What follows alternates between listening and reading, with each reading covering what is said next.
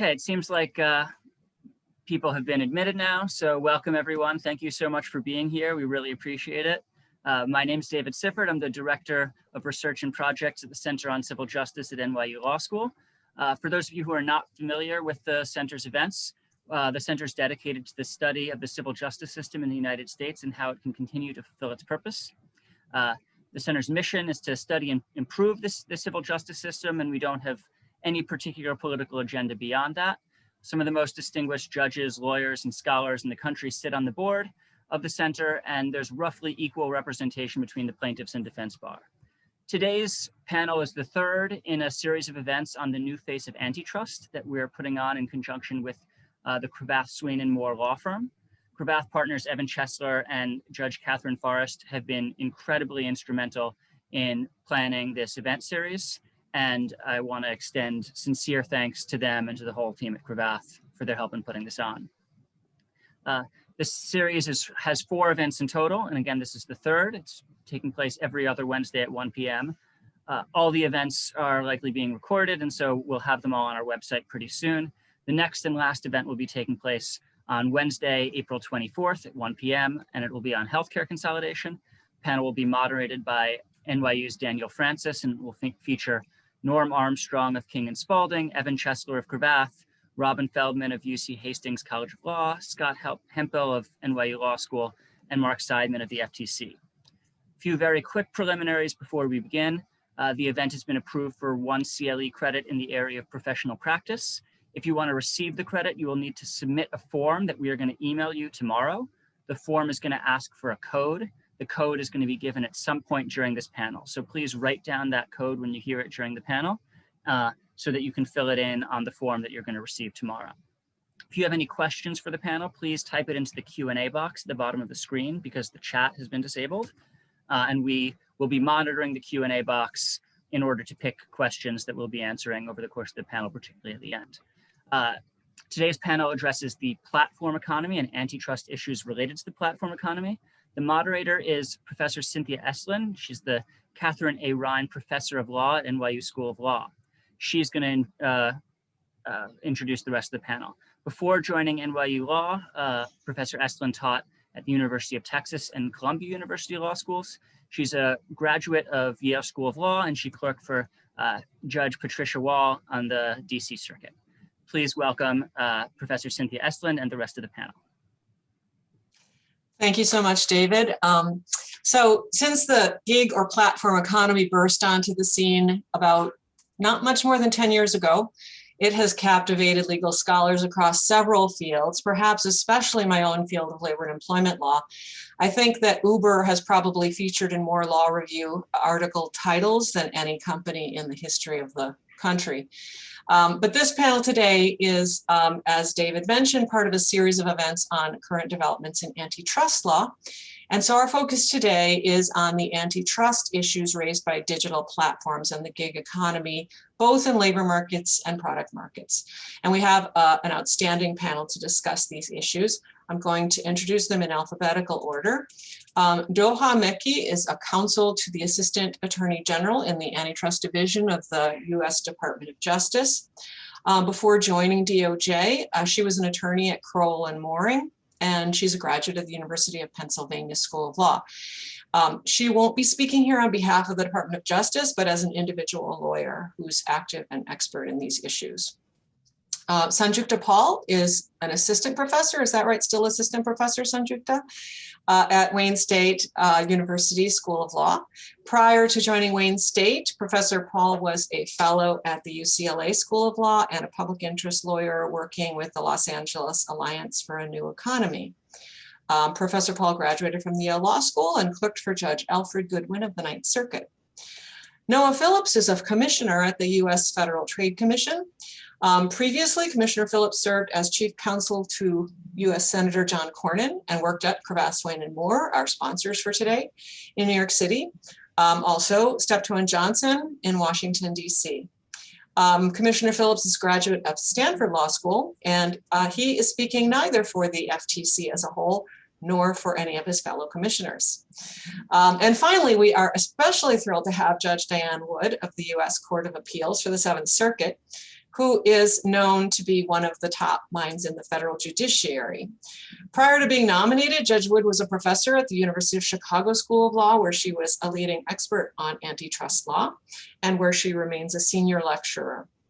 She started her academic career at Georgetown, and before that was an attorney at Covington and Burling and with the Office of Legal Advisor of the US State Department.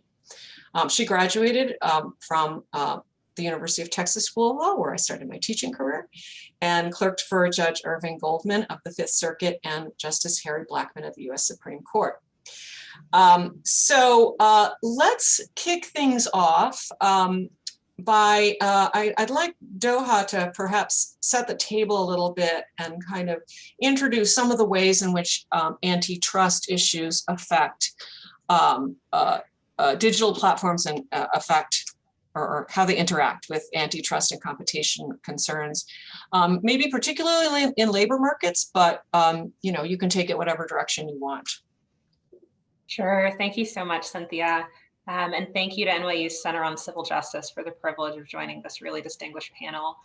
Just one clarification. So I was a counsel to the AAG on detail in a former life. I currently serve as an assistant chief in one of the antitrust division's civil litigating sections. And in February, I was designated special counsel for labor at the antitrust division. Okay. It's all just the same because the views I'll express today are my own and not necessarily those of the Justice Department. To your point, over the last several years, we've seen renewed interest in labor market competition as well as competition issues in digital markets. I would be remiss not to say that I'm really proud of the ways that the Antitrust Division has advanced enforcement in both of these areas, from the Sabre FairLogix merger challenge, although it didn't go the way we wanted in the first instance, to civil and criminal enforcement in labor markets. I'm really proud of the ways that the division has made its mark in these areas. Digital platforms, we know, facilitate transactions that are familiar to a lot of people: food delivery, grocery services, ride hailing, but they also bring together buyers and sellers of labor. So what kind of labor markets do we see in digital platforms? There's drivers, there's couriers, there's shoppers, and other kinds of workers who would participate in the platform economy. And there are many ways that this buy-sell relationship is really not so different from other economic sectors, including the analog ones. And so for those reasons, they raise a lot of antitrust issues that courts and enforcers have been assessing for a long time. What are some examples? There's labor monopsony, of course. There's foreclosure issues and economic coercion, such as that which might arise from exclusive dealing or an unlawful tie. There's restrictions on worker mobility, non-competes, non-solicitation agreements. You might even see information exchanges that go to terms and benefits of employment. What's interesting, though, and I think what will be explored in detail on this panel, is that the intersection of labor markets and digital platforms really highlights the gig economy and the employment status of workers as either employees or independent contractors. And that really matters for a number of reasons. We'll talk about it a bit later, so I won't belabor the point here. I'll only preview that it may give rise to different rights and responsibilities under federal labor law. For example, whether your employer has to offer you overtime or healthcare, and the classification of workers can affect antitrust issues like the reach of the statutory and non-statutory labor exemptions. And they're really important doctrines that may respect the ability of workers to bargain collectively without fear of antitrust liability. And so I would highlight just a handful of cases that really pull at this potential tension that exists between the gig economy and labor markets. The first one is the Diva Limousine case. So this was a federal case out in the Northern District of California. And that case squarely addressed whether the misclassification of workers can be a form of unfair competition that confers advantages to dominant firms.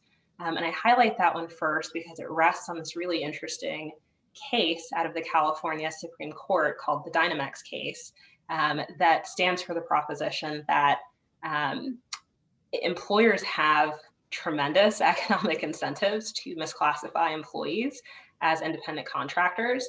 And the case actually goes farther by condemning such misclassification as a potential unfair method of competition. The other case, and the last case, I guess, that I'll point out now is the Meyer versus Uber case. And that one really pulled on the tension, between whether digital platforms are actually participating in some of the service markets through which we might know them best. And so the evolution of that case is worth a conversation all by itself. But I would only highlight Judge Rakoff's 2016 decision denying a motion to dismiss the class action that argued that if Uber is right in its position that it is not running a transportation company, which apparently was the position it took in that case, then it might be facilitating collusion between itself and certain drivers through use of Uber's pricing algorithm. It's a great case for talking about horizontal and vertical issues. Ultimately there wasn't significant fact finding, but there was a really interesting arbitration episode. And again, I think we're going to end up talking about it a lot today. So just to recap, I think that digital platforms raise what I'll call heartland antitrust issues, and also more interesting or perhaps novel issues that go to the status of workers.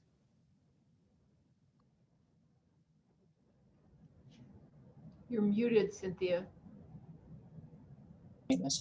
Okay, sorry, Noah. I gather that the FTC has also been active in some of these gig economy issues involving labor market issues. I wonder if you could highlight a few of those for us. Sure, and I think it makes sense probably to begin with thanks to you, Cindy, and to NYU for hosting this, and also to Cravath. As was noted earlier, I spent some time there, including with Evan Chesler and with Forrest, the judge at that point.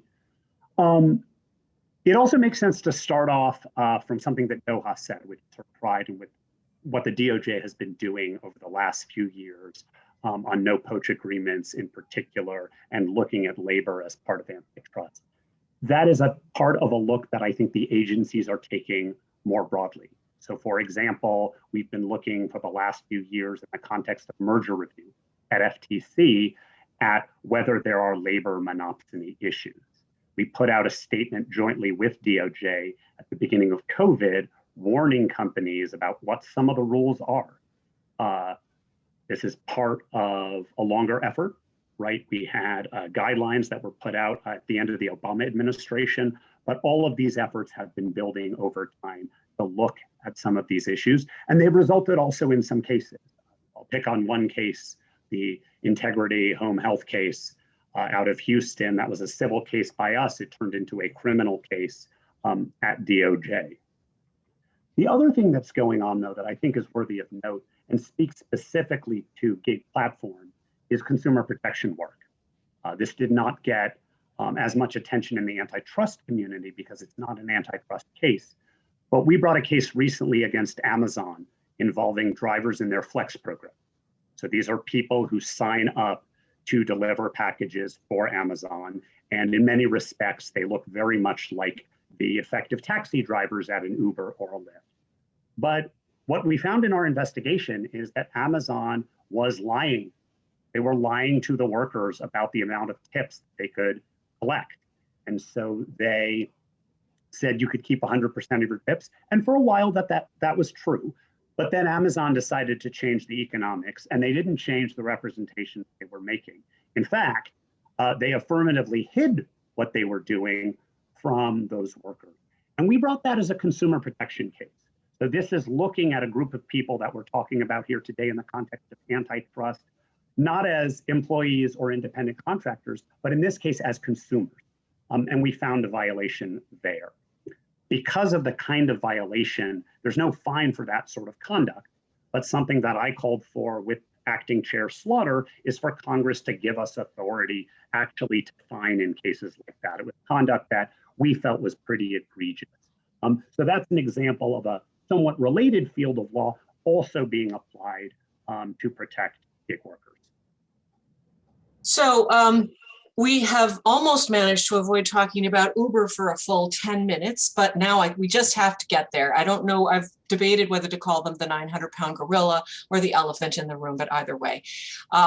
So Judge Wood, I wanted to give you the first shot at this question.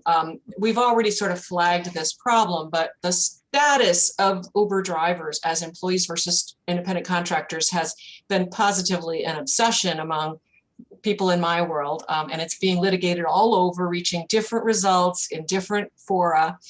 But if we assume for the sake of argument that Uber wins the day on that issue and its drivers are independent contractors, therefore they fall outside all the hard-won labor and employment law protections. Some drivers, they don't have those protections. They want to organize and bargain collectively for improvements in their pay rates, their benefits, safety standards, et cetera. To what extent can they do that without violating the antitrust laws? Well, it's a tricky question, to be sure. And, let me, of course, immediately give you two things. One, thanks for including me in this program. And secondly, I'm certainly not speaking for anybody but myself either, something that I have learned only too well after nearly 26 years on the Seventh Circuit. My colleagues have no hesitation in speaking for themselves, nor do I. But that said, what the Uber case makes me think really is that our models are starting to fail.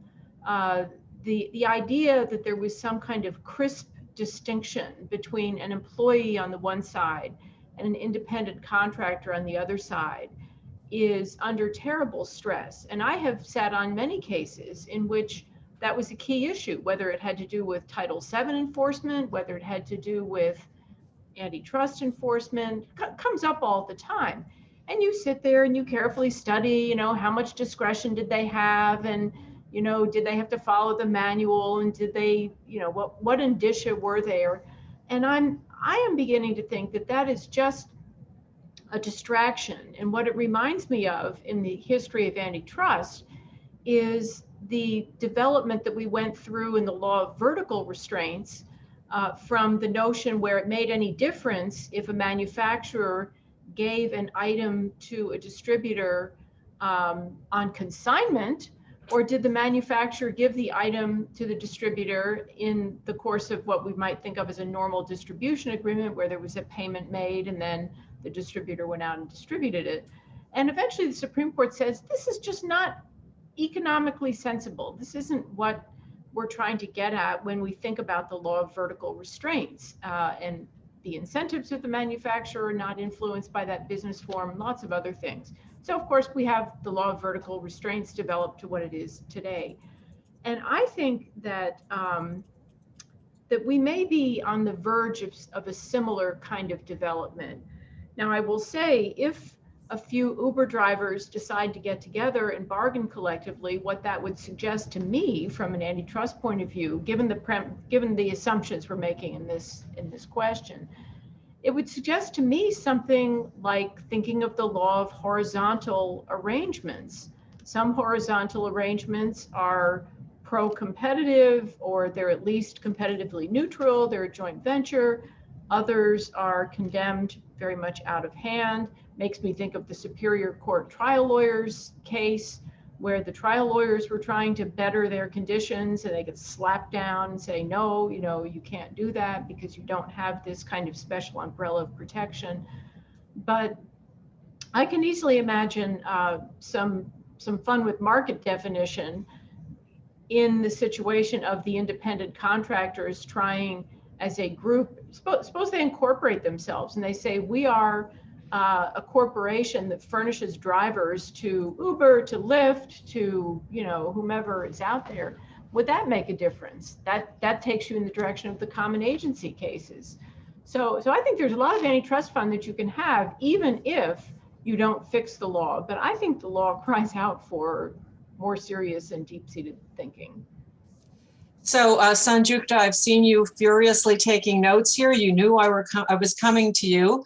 What are your views on this question?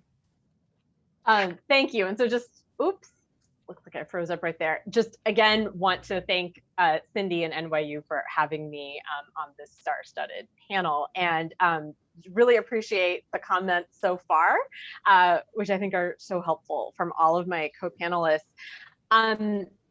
So I think maybe just to frame this, like zooming out a bit, I think we've gradually actually been zooming out in our comments, right? So what is the independent contractor employee distinction doing, right? So we've talked about some of the cases, we've talked about some of the legal implications.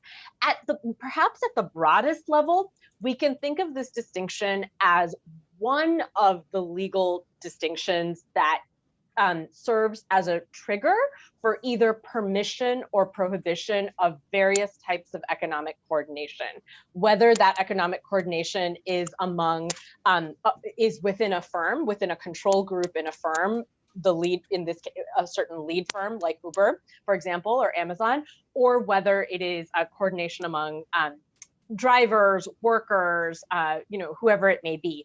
And I think that to just take a little bit of a longitudinal perspective on this, since the New Deal, right, we've had kind of a settlement, I would say, in labor and antitrust law, where there has been a deference essentially to firm-based coordination. I like to talk about the firm exemption to antitrust law because it helps to, I think, highlight another element of the coordination that's permitted here. But really, one way of looking at what happened, so I should describe the settlement first. So in that New Deal settlement, right, like there's a deference to firm-based coordination. That's in antitrust law. We'd have to trace that back further, actually, but it's in antitrust law. It's also in labor law, as you know, Cindy, and others know. There's a deference to firm-based coordination in enterprise bargaining and so forth, right? But so I think we see it across both, and we see it in the way that the labor exemption develops in sort of the judicial knitting together of these different areas of federal law as well. But there was kind of a bargain there. There's an allocating back of coordination rights, so to speak, to the workers in those firms in the form of unionization rights, right?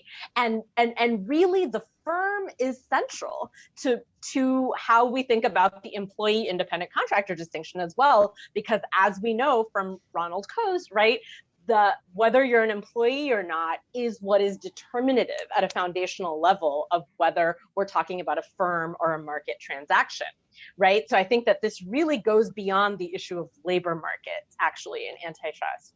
And so sort of zooming out in that way, I think we can maybe, one way of reframing some of the developments that have happened in antitrust law and also happened in labor markets is that this employee independent contractor distinction, and I'm stretching it a little bit, but has ceased to be a required trigger for permitting coordination on one side, on the firm side, right? So I think this is one way of viewing what's happened in vertical restraint. So essentially, in that sense, the firm exemption has been expanded, at least for some lead firms who are able to take advantage of this type of vertical coordination beyond firm boundaries, whether it's franchisors, whether it's certain powerful firms that are able to command supply chains, perhaps global supply chains, right? They're able to take advantage of this through contracts. I haven't had a chance to read it, but I just saw posted on SSRN this morning a paper by Orly Lobel on contract governance, and it's an empirical paper on contracts, but it's also about antitrust, and she ends up with the conclusion of questioning the distinction between vertical and horizontal coordination in antitrust. So I'm really looking forward to reading that paper.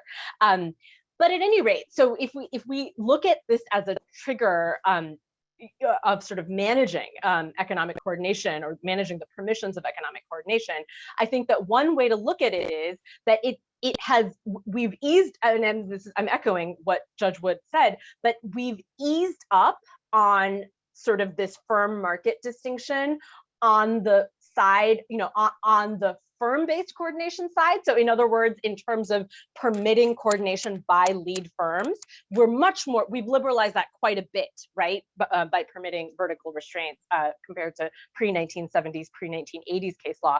But we haven't done that on the worker side, right? We haven't done that and actually I would broaden it beyond workers. We haven't done it on the side of more atomized actors within markets. I don't want to like say everything now, we'll save some of this, but I think we really should perhaps start to question the ability of more atomized actors in general to coordinate. I would note that this is not a total pie in the sky idea, because the Australian Competition Commission, I believe it's called there's a few more C's in there, consumer and competition. They have, created this small business exemption through regulatory means, which enables, and it started actually with franchisees. So if we start thinking about not just the workers of, fast food workers, but we start thinking about actually franchisees being able to collectively bargain in their contracts with franchisors, that changes the game in terms of that power that lead firms are able to exert, and it certainly affects labor markets as well. So I think there's more to say about all this, but I think I just want to consider sort of, or ask us to consider reconceptualizing what work this independent contractor employee distinction or the firm market distinction is doing sort of on all sides in a unified way. So Noah, in this space of coordination among workers, I want to hear a little bit from you about the latitude that states have to act in this domain. So as a general matter, states are broadly preempted from regulating private sector labor relations, but that basically covers employees, which is defined in a certain way under the federal labor laws. The states are probably pretty free to act with regard to independent contractors as far as labor law is concerned. But the question is, what does antitrust law have to do with this? If a state, as some states have talked about doing, were to authorize collective bargaining, what are the boundaries on that? So thank you. It may actually make sense to start off with something that Sanjukta said a moment ago about atomized players coordinating. There's a word for that, depending on the metes and bounds of the coordination. The word is cartel. And it is sometimes, right, cartelized behavior can be very harmful to consumers. And I'll give an example. So we spend a lot of time at FTC in the healthcare space. And when small hospitals, let's say in rural areas, merge, we are sometimes concerned about that, even though they are small, and the counterparty in the negotiation is, let's say, a large insurance company.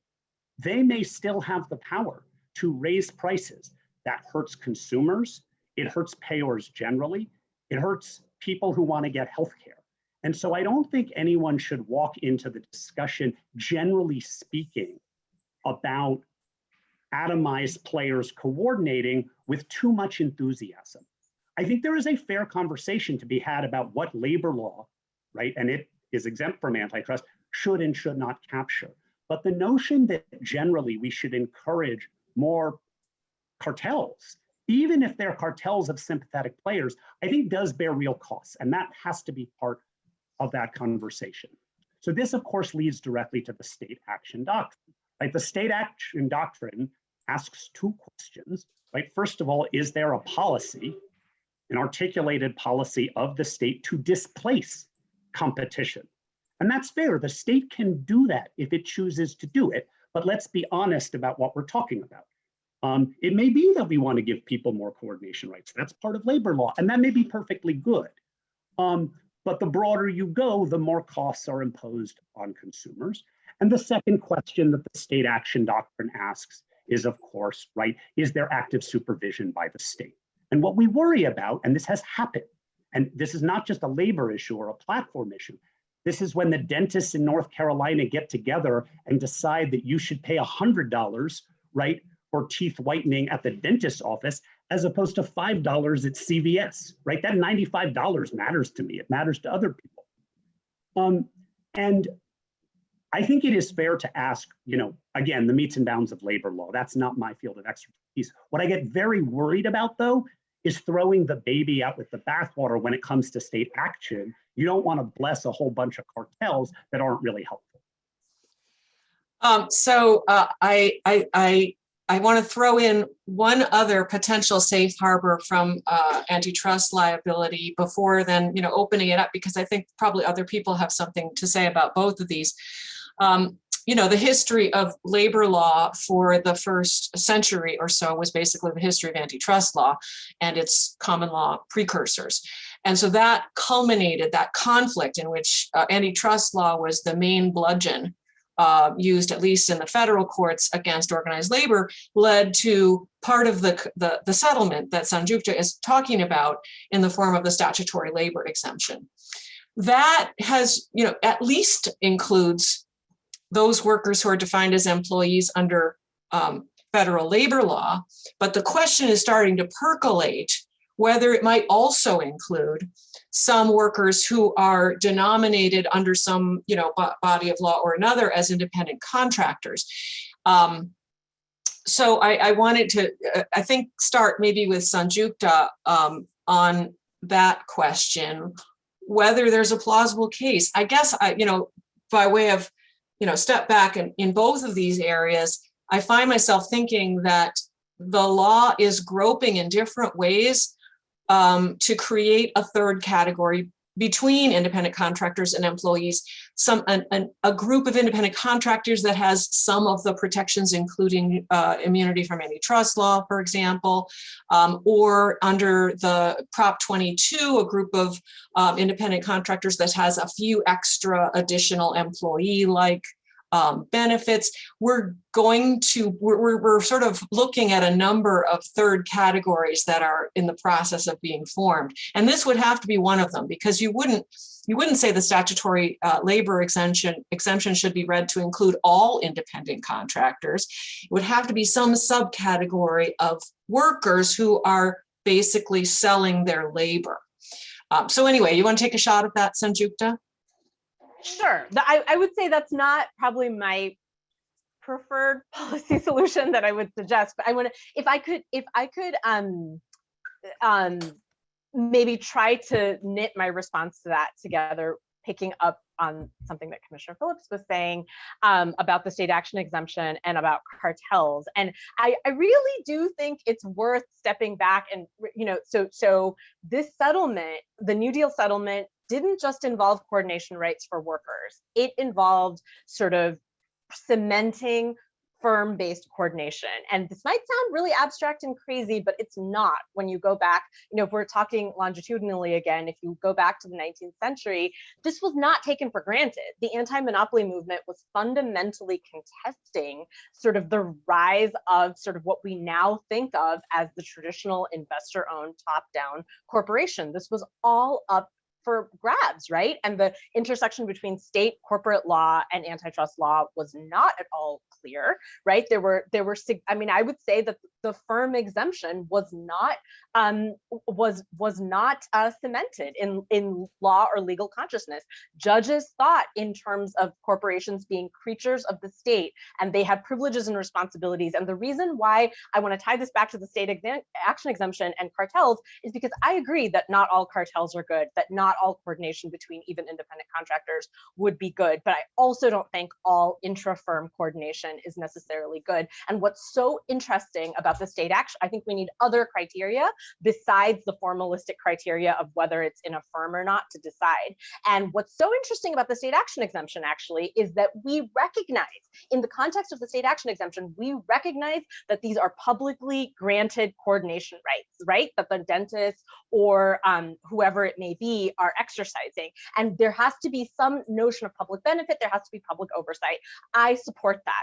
And I ask the question of why we don't have that with intra-corporate coordination, why we in our sort of underlying legal consciousness assume that that's private, but anything that's exercised in the context of cartels, or frankly by workers in labor unions, because there's a lot more oversight there and an understanding that that's a privilege from the state, that we think that there has to be more oversight. I think there should be oversight on all across the board on economic coordination. We should really ask what the criteria of public benefit are. So I don't agree that all cartels are, I agree with Commissioner Phillips that not all cartels are good, but I don't think the firm cartel distinction is ultimately a formalistic distinction. As I think Judge Wood's comments earlier pointed out, she said something about what if the Uber drivers incorporated and formed a firm and they sold it? Now that's a very interesting question, because it turns out that there is case law on sort of what I'm calling the firm exemption in the form of the single entity case law, which I know many of you are familiar with, right? And I think that that incorporated group of Uber drivers could actually run into trouble unless they centralize their assets and their operations in ways that it is difficult for low-wage workers to do, right? For low-wage, whatever, whether they're workers or service, whatever you want to call them, folks with their resources, it's not easy to meet the criteria that I think the Supreme Court has set out for the types of operational integration and ultimately top-down control that it recognizes in the single entity doctrine and the firm exemption. And I think there is this deep grammar in antitrust law where we defer to what we see as these traditionally organized firms. And I think we need to ask why. I don't think we need to throw away firms, but I think we need to ask about varieties of economic coordination and what the criteria actually are of their economic and social benefit. So I don't feel like I answered your question at all. I'm sorry. That's okay. That's okay. So I do want to get back to Judge Wood, who, you tossed the ball into her court a little bit, but in the meantime, Commissioner Phillips has raised his hand, and I saw he wanted to have a word here. Just a quick question for Sanjukta. So what I'm interested in, I have heard you use the term firm exemption, and I heard you say before, I think that there are more coordination rights that ought to invite scrutiny. So, right, like firms are allowed to set prices, right? Firms are allowed to divide markets. What do you think, and I'm genuinely asking, what do you think should be in and what do you think should be out in terms of where the government, whether it's antitrust or other policy, it actually doesn't matter, I think, for purposes of your question. Where do you think firms should not be free where they are today internally to coordinate? So I'm not saying that firms shouldn't be able to internally coordinate. What I am saying is that we should recognize across areas of law that this is a state granted right. And the way we know that is that we deny it to the dentist and we deny it to the Uber drivers, right? And there's the merits of that question. And then there's the merits of the question of sort of what are the consequences of this being a state granted right? This is actually, we actually have some precedent in the form of the state action exemption where there's some public oversight and there has to be some showing of public benefit. In fact, currently firms can go way beyond internal price setting and internal market allocation because they can do that through contracts, right? Which is precisely what the vertical restraints case law has allowed them to do. So there are really multiple moving parts here, and I don't think there's just one solution in terms of, but ultimately, I don't want to evade your question. What I ultimately would be after is a more equitable allocation of coordination rights across society, because what we have now is an increasing concentration in the form of the expansion of the firm exemption in antitrust law, which is not just about vertical restraints, but also about easing up on mergers and lots of other things, easing up on monopolization law because, well, that's just competition, so let's let them do it, right? That's all in a way easing up on the firm exemption, but yet we're keeping the independent contractor employee distinction right where it is. Where cartels are terrible, they're the supreme evil of antitrust, right? And so really this is becoming more stark. And so I suggested some ways to do it. One, so I agree with your point, it's not just antitrust. It maybe entails a greater acceptance of sort of state regulatory oversight over those internal firm decisions. There are conversations happening in corporate law that there should be a public benefit to in a sense, a way of reframing the conversation in corporate law about sort of the only stakeholders in the firm aren't shareholders, workers are also stakeholders, the public is also stakeholders. A way of reframing that is saying that there must be public benefits to internal corporate coordination, right? So I feel, does that start to answer your question? I mean, I think. I think I get where you're going. Yes. But I think at the same time, we should liberalize the ability of others in society to coordinate, and that includes. I mean, you know, we're talking about labor law in the abstract. A very tiny percentage of private sector workers in the U.S. actually are able to exercise these coordination rights, of course. So, right. So Judge Wood. Oh, Doha, you want to join in? So I just wanted to add. I mean, what's fascinating about Noah's and Sanjukta's exchange, which I love, of course, is it actually reminded me of a passage from The Wealth of Nations, from all sources, where Adam Smith is writing 250 years ago.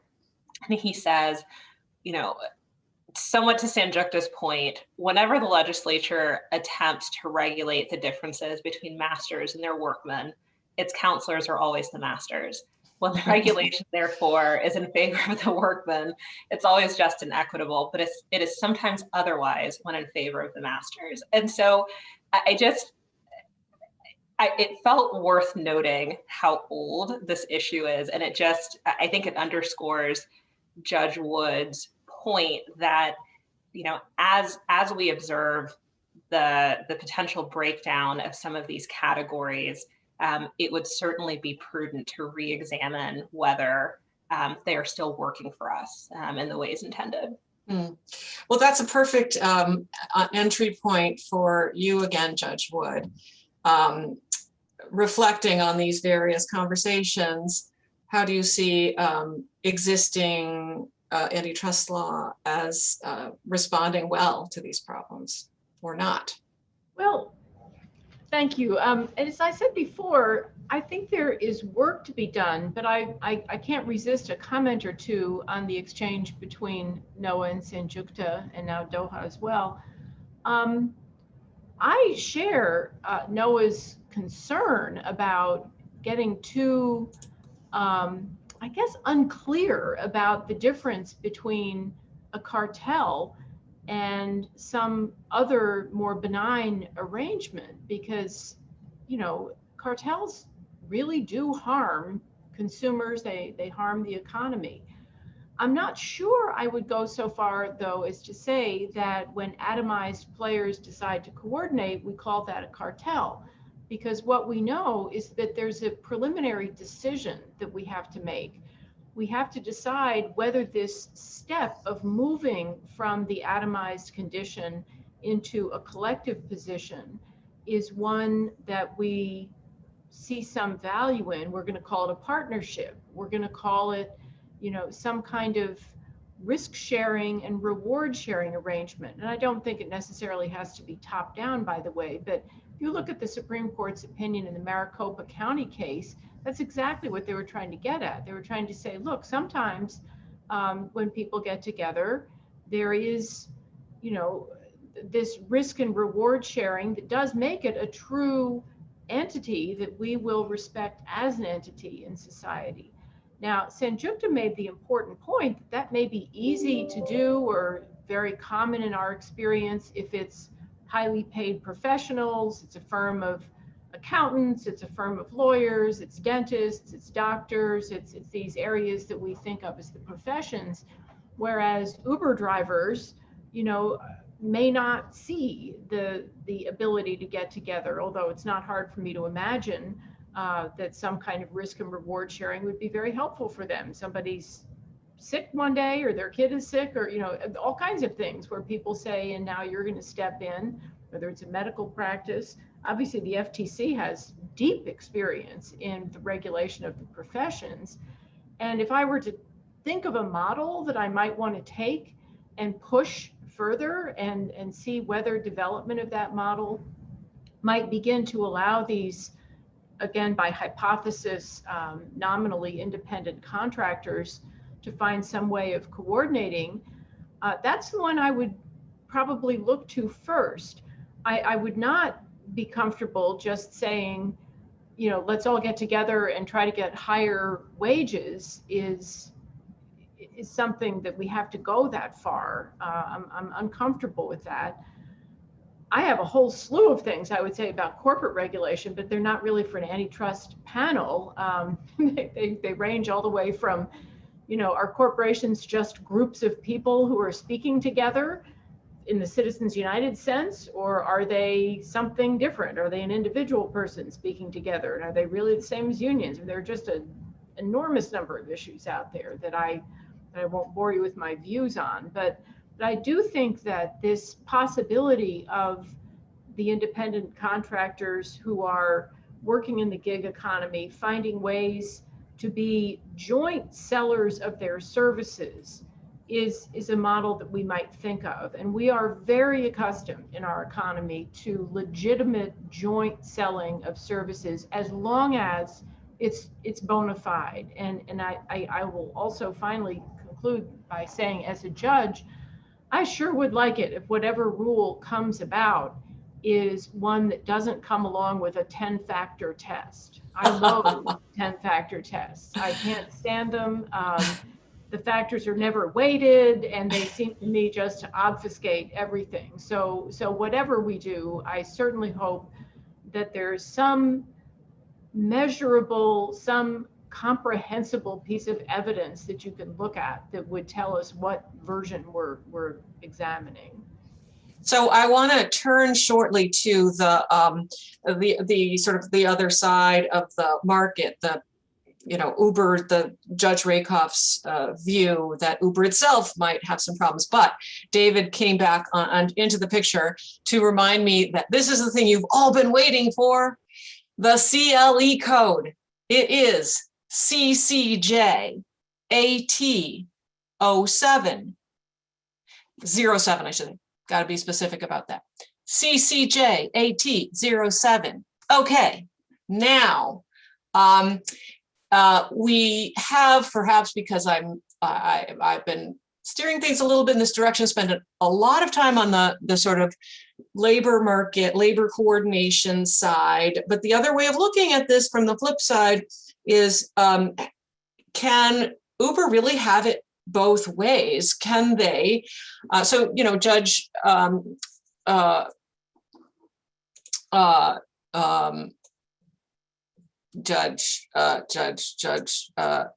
Rakoff, yes, sorry. Judge Rakoff denied summary judgment to Uber, but then upheld an arbitration award that said, yeah, this is okay under vertical constraints for Uber to treat all these people as independent contractors and then dictate the prices that they can charge. It is, from the perspective of a labor person, sort of particularly paradoxical, if not perverse, that the 900-pound gorilla Uber is free from antitrust constraints in dictating the prices across these drivers. And yet the drivers themselves, when they want to push back, are constrained because that's a per se horizontal price fixing controversy. So anyone who wants to weigh in on that, I'd love to hear more. I know Sanjukta has views. I'll just say, I mean, what you're suggesting is a frontal attack on the Legion Creative Leathers case. Should there be some antitrust concern about resale price maintenance, about vertical price fixing, whatever you want to call it. And the Supreme Court has decided not that it's per se legal, but they want to know how much market power the company imposing those prices has. Right. They want to know how it actually works out in the market. That's complicated for people bringing those cases, but I think those are important factors. And the other point I'll make, which I've always made when teaching antitrust, it's been a while since I've done that, but you can't make the vertical price arrangements work unless you have some market power. You don't have to be a monopolist, but you don't have the downward sloping demand curve and all the rest of it for your product unless there is some market power. So if one were to imagine a more, I'm not sure what the right word is, a more aggressive approach toward verticals,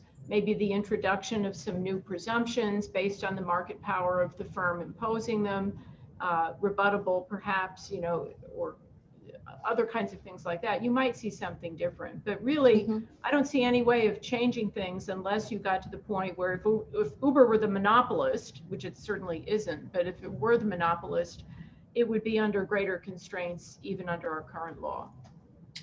So I know Sanjukta wanted to get in on that question, but I'm just going to fold in another question that may be related. But I guess, maybe you've already touched on this, the ways in which antitrust law and antitrust doctrine have actually facilitated and fostered the development of the gig economy, perhaps in part because of this exact kind of treatment of price vertical restraints.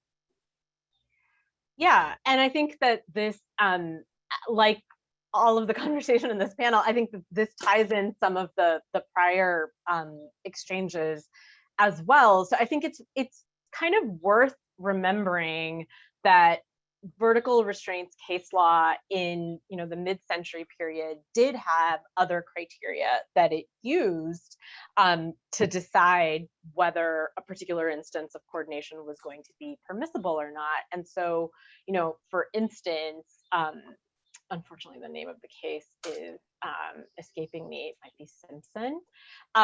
Was the Supreme Court, though, had said in the mid-century period that and a lot of these cases dealt with big oil companies that were selling to gas stations, so classic sort of atomized small actor and large powerful market actor, and whether they could sort of dictate, for example, the prices that the gas station operators charge, but also sometimes whether they could subject them to exclusive dealing contracts or prevent them from, selling ancillary products from other distributors or other manufacturers. And a criterion that the courts consistently used in that period was that antitrust law aims at preserving independent centers of decision-making in the economy. This is another way of saying dispersing coordination rights, and that antitrust law cannot meaningfully preserve independent centers of decision-making in the economy if it is allowing dominant actors to make basically what are supposed to be these paradigmatic firm decisions of these independent businessmen, right? That in this case, the gas station operators. So that gives you, that non-domination criterion exists in antitrust law. We're familiar with this from labor law, of course, right? But this is part of the antitrust tradition as well, even though it's been erased a little bit in recent decades under the banner of this idea that these distinctions are not economically significant. But I think we really have to ask what that means. I think one of the ways in which the platform economy, so to speak, is interesting is that it jumbles a lot of the formalistic categories that were previously being used, not just in the New Deal order, but I think even to some extent in this intensification since the 1970s. And I think it invites us to look at these anew. So I agree that, giving judges, multi-factor tests is not the best way to go, but I would say that we are already in a jumbled up state. So to tie it in a little bit with what was previously being said, I agree with the idea of, workers potentially pursuing incorporation as a method of gaining coordination rights.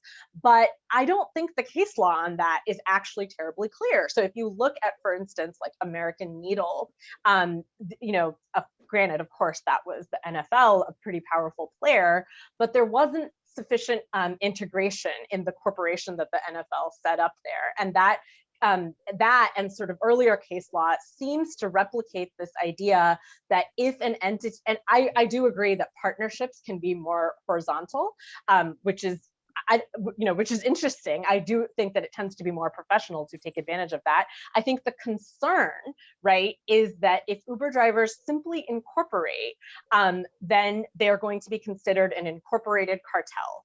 So I don't think incorporation is a quick fix here to equalize these coordination rates. And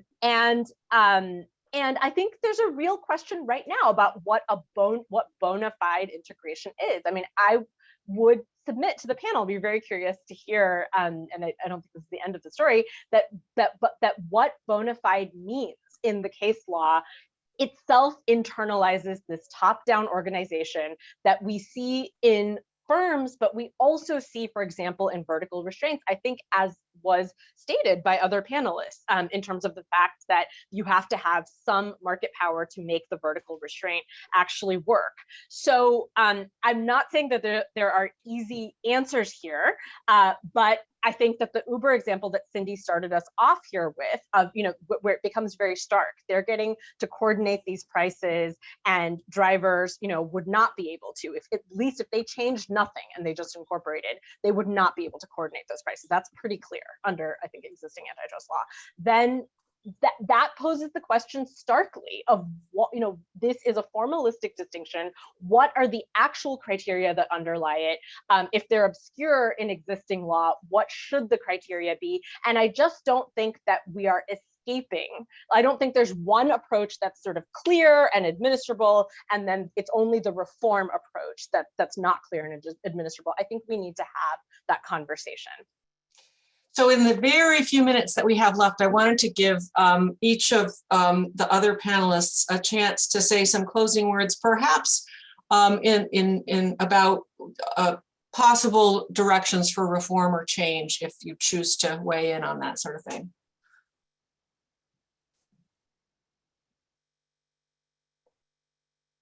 I mean, I'll bite because no one else is going first. And just to pick up on the colloquy between Judge Wood and Sanjukta, to me at least, if the problem that we're seeing, such as it is an inequity between an Uber, right? They're in a vertical relationship, they can set a price, and Uber drivers, they're in a horizontal relationship. Antitrust law says they can't set a price.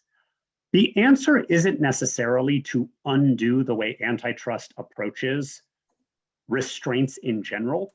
To me, it's a discussion about kind of, and I think Judge Wood is right, the argument that Uber is a kind of monopolist, I think, is weak. And I think we all agree that a monopolist can sometimes be barred from doing things that a non-monopolistic actor can freely do, right? Certain kinds of vertical restraints, exclusives, what have you, mergers even. But to me, what we're discussing is a question of worker equity. And I think Sanjukta really sort of shone a light on this, right? She's looking at a variety of different interacting bodies of law, corporate law, antitrust law, labor law, and seeing a world where maybe we don't have the right equitable repose. And I think my response is, this is a better argument to be had as a labor law argument. I wouldn't want to undo antitrust law on restraints or redo it one way or the other. Because we have a labor equity problem. To me, that's a question of like, maybe we're not, maybe, Judge Wood and her colleagues are spending too much time deciding who is an independent contractor, who is an employee. Maybe that's where we ought to solve the problem rather than antitrust. Well, that would point things back in the direction of the question I asked that got no takers, and that is the scope of the statutory labor exemption. That would be one way, at least, to adjust the balance. I think that we promise our viewers, our audience, that we will end by 2 o'clock. David, am I right about that? That is the scheduled ending time, Okay. but if you want to go a couple minutes over, we're not going to cut you off. Folks are free. All right. If anybody wants to take me up on that, Sanjukta. Can I briefly respond? I just want to say that even in a world where we solve all labor law problems and all of these folks have coordination rights, And by the way, actually get to exercise them, because again, I'm going to say that, what is it, 95% of even statutory employees aren't actually getting to exercise these coordination rights, right? So there's a lot of, there's been a decades-long attack, I think, on labor unions, that it's, whenever we talk about one area of law, we can say, oh, this other area of law should solve the problem of overweening corporate power in society, but I think all of them are important. But I would just say that even that, while I would love to get to that, that would not solve the problem quite in sectors like franchising, because if fast food workers, for example, and franchising is just one example, you can have this across multiple other examples where there's a lead firm, and now we've had fissuring at the level of all these small intermediate actors. I know that it's beyond the scope of this panel to talk about the Australia proposal, but that's why I think we have to think about some broader form of coordination, whether it's sectoral bargaining or whether it's an Australia style proposal in antitrust law with appropriate public oversight. So I'll stop talking. All right, I think that gesture toward the literal opposite point on the globe is a perfectly good place for us to wind things up. I wanted to thank all the panelists for a very lively discussion. David, did you want to say anything in closing? Just wanted to say thank you, Cindy, for moderating. You did a wonderful job, and thank you to all the panelists. This was really interesting. I learned a ton from it, and I hope everyone in the audience did too. Also want to give a thank you to the Cravath firm for all their work in helping organizing this and putting this together, both behind the scenes and substantively planning it, especially Evan Chesler and Judge Forrest. And I also want to send regards from Peter Zimroth, who's the director of the center, who unfortunately couldn't make it today. So that's it. Please be on the lookout for an email, which should come tomorrow, which will include a form that you can fill out with the CLE code if you want CLE credit. But that's about it. Thank you so much to everyone who came and who stayed for this talk. It was, I thought it was really a fascinating talk. And thank you again to all the panelists and to Cindy for doing a really wonderful job. Okay. Thank you so much, Thanks, everybody. everybody. Really appreciate it. Bye-bye. Thank you.